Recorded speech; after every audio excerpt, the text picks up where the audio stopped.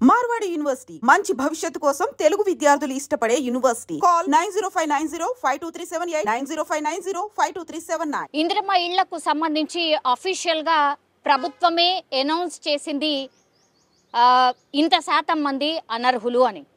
ఎంత అంటే 100% జనాభాలో ఇప్పుడు దరఖాస్తు చేసుకున్న వాళ్ళది ఒక లెక్క ప్రకారం అయితే 100% మంది దరఖాస్తు చేసుకుంటే అందులో 53.3% మంది ఇందిరమ్మ ఇళ్లకు అనర్హులు.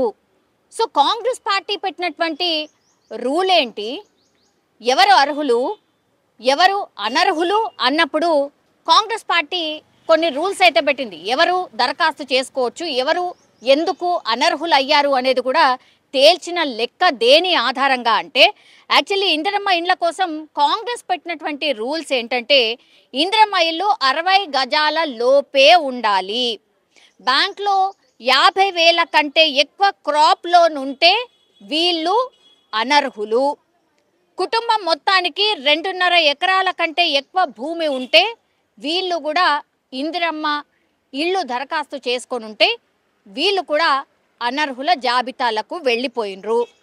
కుటుంబంలో ట్రాక్టర్ ఉంటే ఇందిరమ్మ ఇల్లు పథకానికి అనర్హులు.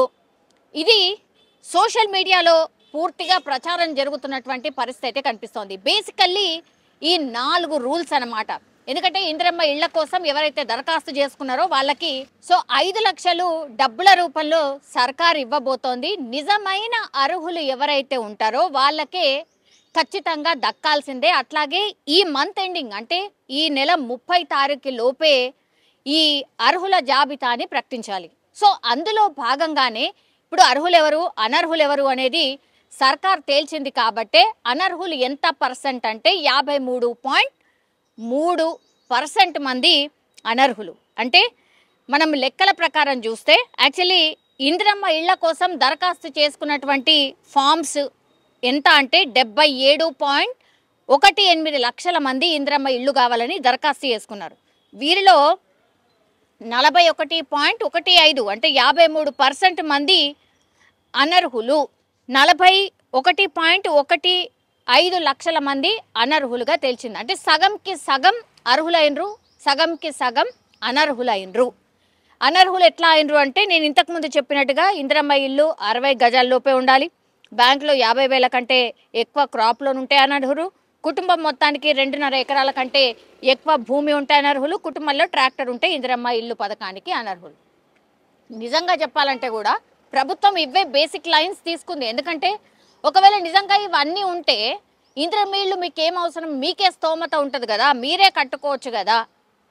లేని వాళ్ళు అసలే ఏమీ లేదు, భూమి లేదు, అసలు ఏమీ లేదు, వాళ్ళు కట్టుకోవడానికి ఆస్కారం లేదు అన్నటువంటి వాళ్ళనే ఇప్పుడు అర్హులుగా ప్రకటించింది. నియోజకవర్గానికి 3,500 ఇళ్ళు ఖచ్చితంగా మేము ఇస్తాము, ఏడాదికి ఇంత మొత్తంగా కడుతూ వెళ్తాము అని ప్రభుత్వమే ప్రకటించింది. కాబట్టి దానికి సంబంధించి గ్రౌండ్ వర్క్ కూడా ఆల్రెడీ స్టార్ట్ చేసింది. ఇప్పుడు 30 తారీఖు డెడ్ లైన్ పెట్టుకుంది అర్హులు ఎవరు అనర్హులు ఎవరు అని.